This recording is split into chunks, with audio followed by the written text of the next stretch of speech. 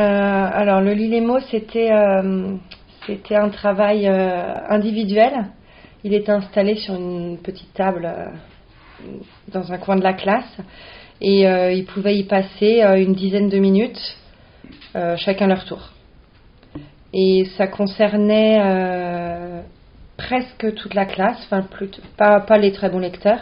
Ça concernait quand même une bonne partie de la classe, puisque j'ai une bonne partie de la classe qui a un niveau CP. Et en fonction de leur niveau, ils savaient quelle enveloppe de couleurs, donc puisqu'il y a trois niveaux de difficulté, ils savaient quelle enveloppe ils devaient faire. Et ils l'utilisaient avec un casque pour pas gêner le reste de la classe, donc ça c'était intéressant. Et de temps en temps, je faisais enlever le casque pour rester à côté et voir comment ils s'y prenaient. Alors, je l'ai trouvé très intéressant. Ça permet aux élèves de s'auto-corriger.